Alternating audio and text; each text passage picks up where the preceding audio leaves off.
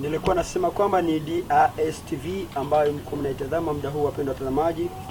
Na katika kipindi chetu Maendeleo Kwetu tunawaambia kwamba watu tunagusia mengi katika kipindi Maendeleo Kwetu, hususan mambo yanayojiri hapa kwetu Uvira, katika hali nzima ya kuweza kuongelea pia mambo yanayojiri kwetu Kongo. Hapa leo katika kipindi Maendeleo Kwetu, mpendwa mtazamaji, tutakwenda kuongelea usalama mdogo nadhani kuripotiwa hapa nyumbani kwetu tulipo Uvira. Katika hichi kipindi nadhani kwamba unategemea kusikia mengi kuhusu usalama mdogo, lakini sito kwa peke yangu. Nimekuwa na mwaliko ambaye tumekwenda kumwalika hii leo, ambaye hivi karibuni utamfahamu, atajitambulisha mwenyewe akatokea wapi na yeye ni yupi. Haya, karibu mzee. Asante sana mtangazaji wetu. Mimi naitwa Premier Sergent Major Ngongo Abedi Jacques, wengi wanajua kujina Mirage Papa Solution, na niko mpasha habari ya kijeshi. Kama unavyosikia kwamba tumepokea Sergent Major, Premier Sergent Major. Premier Sergent Major, kuna majina kwenye jeshi bwana.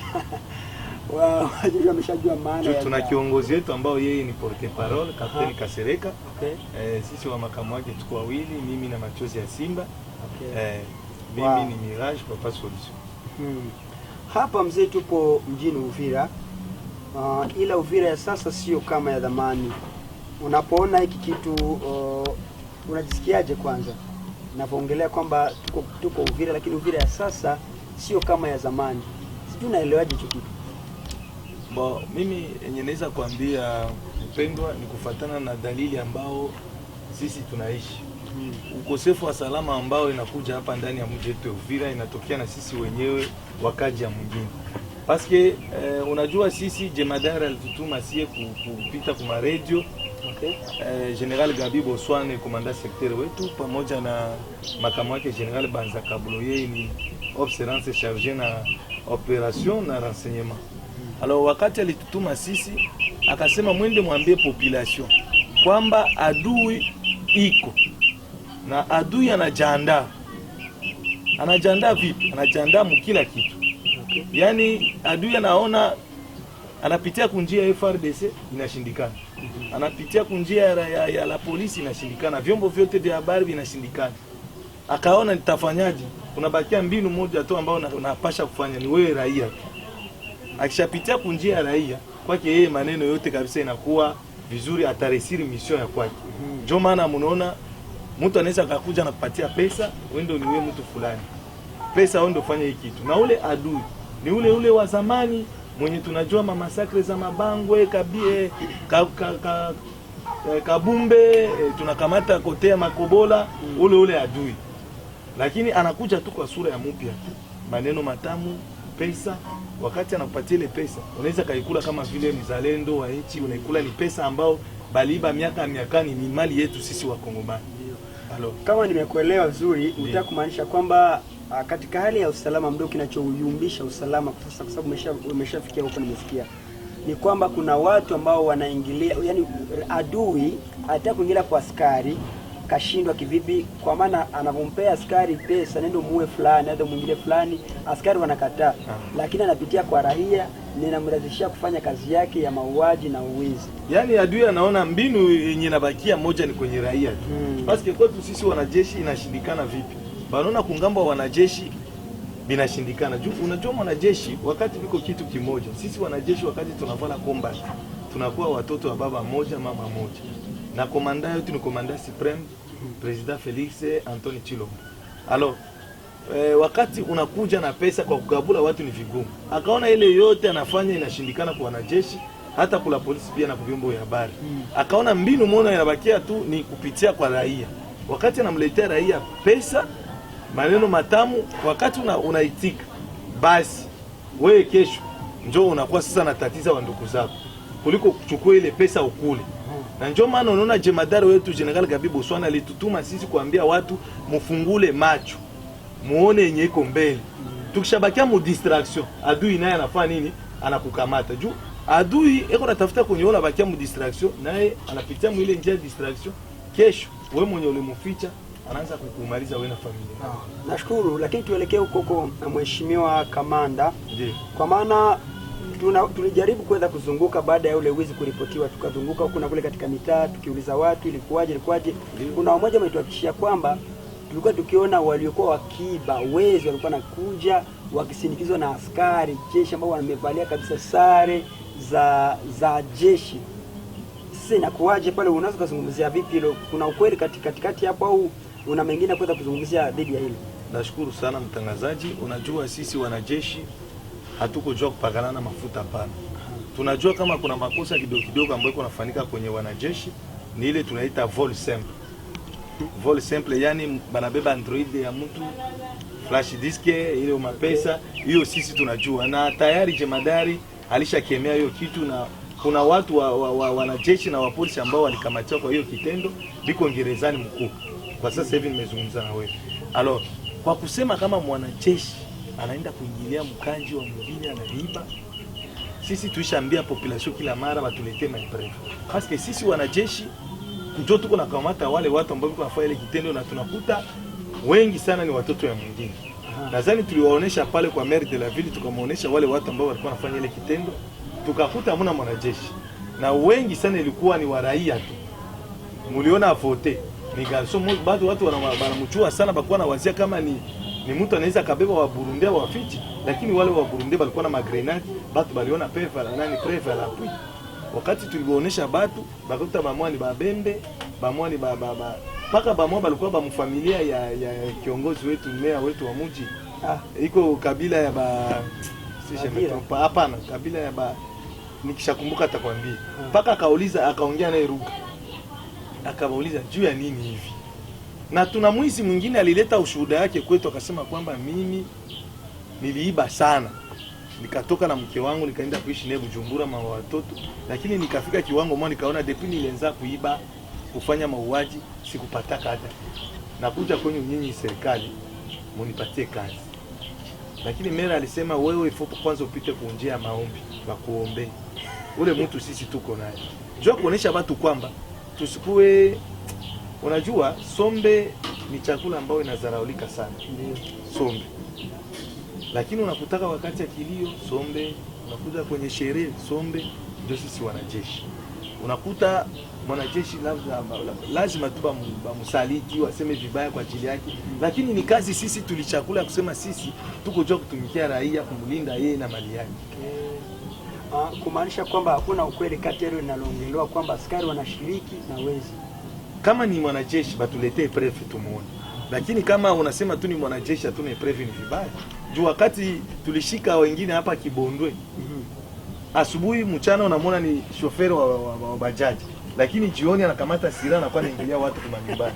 Na wakati tulifanya ile operation pale na komanda bataillon ya RI Colonel Chuma, que je salue en passant, yeye kabisa wakati tulifika pale tulienda kuta ule kijana, watu wengi wanasema yeye kwa madili ya masimu alikuwa vigumu, alikuwa mkali sana.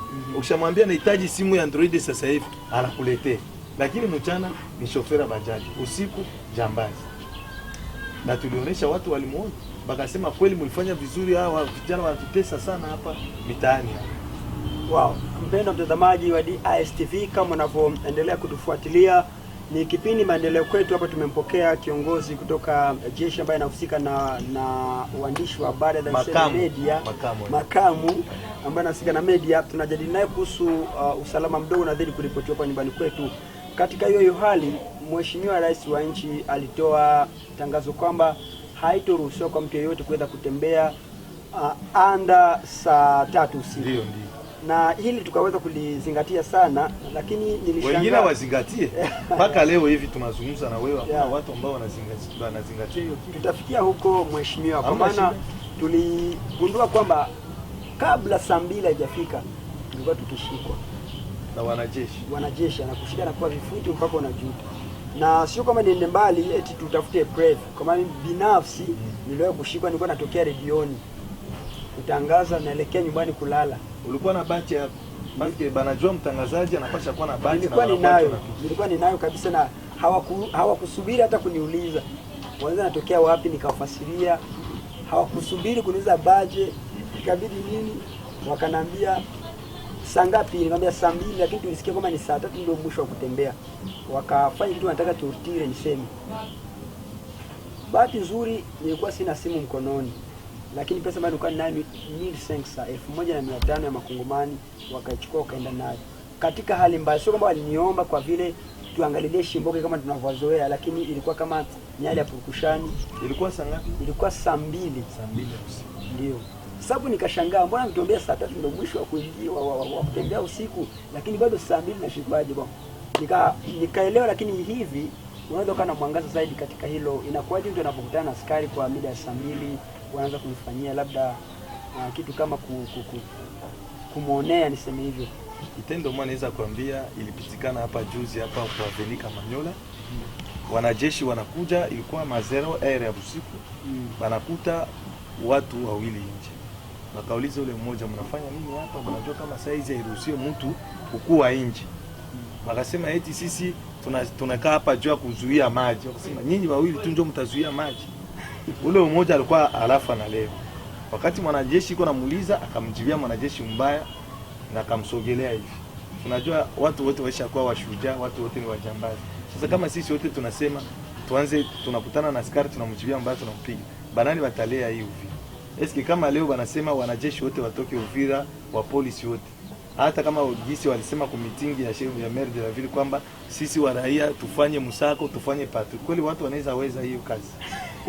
Alo, inapasha tuachiane makazi.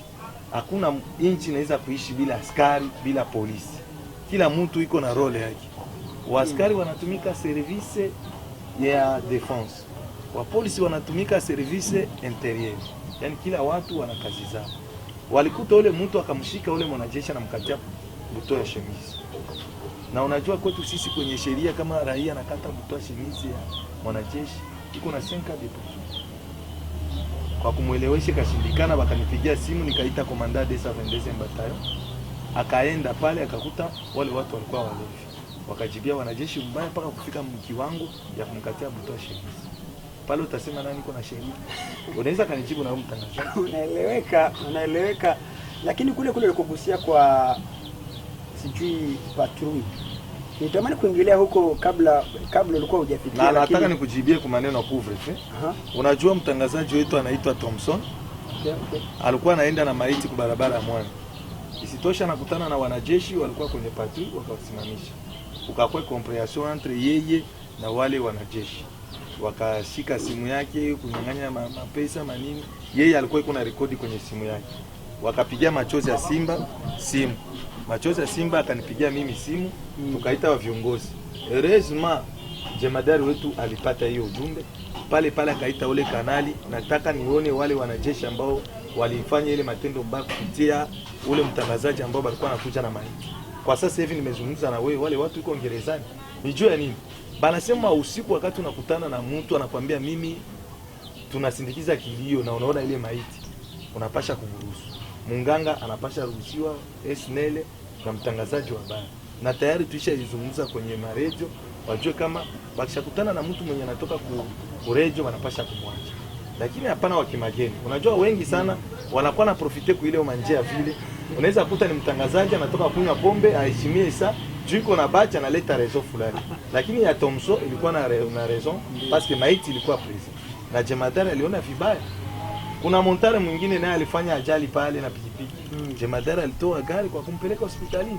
Njoo kuonesha kama sisi ni warafiki ya wa raia. Kama raia anakuwa ananikimbia ni vibaya, nani ataniletea habari ya mjini? Katika hilo nilikuwa nataka kuelekea sehemu ya patrui kama nilivyokuambia awali. Kwa maana tulikuwa zamani tunazoea kitu kinaitwa walala rondo. Sasa hapa vijana wanazidi kulia kila siku kwamba wanaomba wasaidizane tena na askari kwa ajili ya kufanya rondo, aidha kufanya security usiku. Sasa hapa bado kuna kitu kama askari hawajakubaliana hicho kitu. Hivi una mtazamo upi kuhusu hiyo? Aidha unaweza kaongelea nini kuhusu hilo? Vijana wanazidi kuomba tunataka rondo, yani kulinda pamoja na askari, tunafanya ushirika kwa kuweza kuleta usalama na kulinda mji wetu. Lakini bado jeshi linakataa. Kwa sababu gani jeshi likatae kushirikiana na vijana?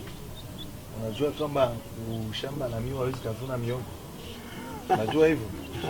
Nadhani mimi na wewe tuliishi hapa kweli, bala rondo walitumika, lakini banatumika kinyume na sheria. Tuambiliane ukweli. Kwa sasa hivi kama mla rondo anapatikana na ajali ya kifo, nani mwateneza anaweza gharamia ile maiti? Unaweza niambia ni serikali? Serikali ajue watu wawili. Serikali anajua tu kuna wanajeshi na wapolisi na vyombo vya habari, vyombo vya usalama. Unasikia? Lakini kama unasema keno rondo, unajua kama huu adui mwenye anajiandaa, ile njoo mbinu ambao naye iko natafuta jua kukamatia watu pale. Kuna ukweli kati ya hilo na hairuhusiwi, hamwezi mkakubali kwamba kukweli system ya walala rondo tena, maana kwamba hilo raia wafute vichwani mwao. Na hiyo baitoshe kabisa akilini, kwenye akili hapa kusema kwamba unaweza kwa walala rondo. Nadhani mlisema hapa jemadari atoshe wanajeshi. Unajua population yetu ya Uvira biko très compliqué. Wakati tulikuwa kidogo bakasema ifo baongeze wanajeshi wengi.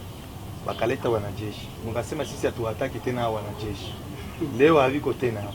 Sawa? Ifo mjue kama jemadari kuna kazi mwaka bambi. Angalie paka Uvira pale.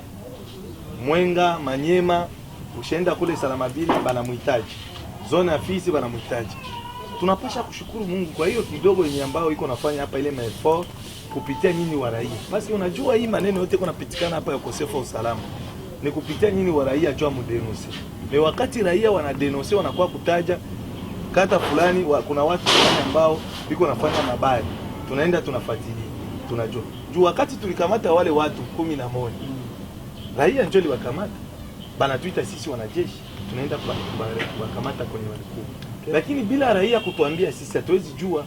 Sasa ile ni kazi bure hata wala rondo wakuu. Kwambia defa tukamata wala rondo hapa biko nafanya wezi.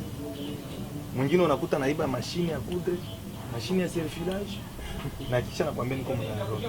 Ndio maana sisi hatuwezi kukubali ile maneno wala rondo. Juu tunajua mie mwanajeshi bandia ananiingilia kwanza na mpanga nyumbani. Na mie niko na shida. Eske ile vitu unaona ni vizuri? Ama kuelewa au imekutokea? Tayari tuko na viongozi 2 3 la polisi na FARDC ambao bandia na kwa mwingilia na mpanga na silaha. Na anajua hapa ni kwa mwanajeshi. Sasa wewe raia wala ule mla rondo atasimama mbele ya ule mtu mwenye anakuja na silaha. Anaweza kasimama na yeye anaishi tu na mpanga. Unaweza niambia vita mpanga na silaha iko sawa sawa? Siko tofauti. Wow, kwa hivyo basi naona kama kipindi cha leo kinakaribia kufika ukomo wake.